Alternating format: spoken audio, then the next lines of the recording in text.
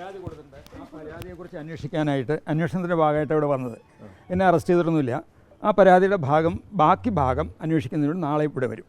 നാളെ ഇവിടെ വരുമ്പോൾ അത് പരിഹരിക്കപ്പെടും. അതിലും കുഴപ്പമില്ല. അത് അന്വേഷണത്തിൻ്റെ ഭാഗമാണ്. അതൊക്കെ ഒരു പരാതി ഒരാൾ കൊടുക്കുമ്പോൾ അതിനെപ്പറ്റി നമ്മൾ പറയാൻ പാടില്ലല്ലോ. ചോദ്യം അങ്ങനെയൊന്നുമില്ല. പോലീസ് തന്നെ ഒരു രീതിയിലും ഉപദ്രവിച്ചിട്ടൊന്നുമില്ല.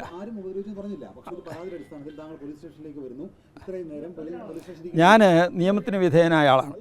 ഒരു പരാതി ഉണ്ടായാൽ ആ പരാതിയെ സംബന്ധിച്ചുള്ള സംശയം തീർക്കേണ്ടത് എൻ്റെ ഉത്തരവാദിത്വമാണ്. അത് ഉദ്ദേശിച്ചാണ് ഞാനിവിടെ വന്നത്. അപ്പോൾ അവർ ചോദിച്ച ചോദ്യങ്ങൾക്കെല്ലാം മറുപടി കൊടുത്തു. ഇനി അത് കുറച്ചുകൂടി അന്വേഷിക്കാനുണ്ട്.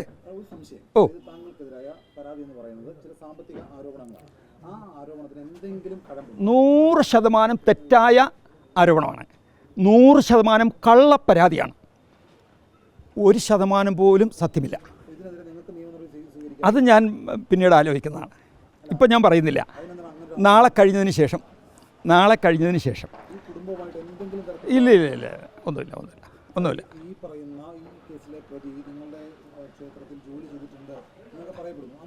അത് ഒരു കോവിഡിന് മുമ്പാണ്. കുറച്ച് നാൾ, ഒരു 1.5 കൊല്ലം ആ പയ്യൻ ഇവിടെ നിന്നിരുന്നു.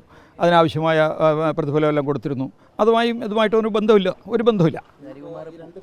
ഹരികുമാർ അത് കുറച്ച് കാലം എല്ലാവരും കുറച്ച് ഒരാളെ സഹായിക്കുമല്ലോ. ആ രീതിയിൽ നമ്മൾ സഹായിച്ചു. അത് വർഷങ്ങളായി. അതിനാവശ്യമായ റെമ്യൂണറേഷൻ കൊടുക്കുകയും ചെയ്തിട്ടുണ്ട്. ഇല്ല. അതിനുശേഷം കുടുംബമായിട്ടൊന്നും ഒരു ബന്ധമില്ല. അയാളെ ഞാനങ്ങ് വിട്ടു. അതുമായിട്ട് യാതൊരു ബന്ധവുമില്ല. അവരുമായിട്ടും ഒരു ബന്ധമില്ല.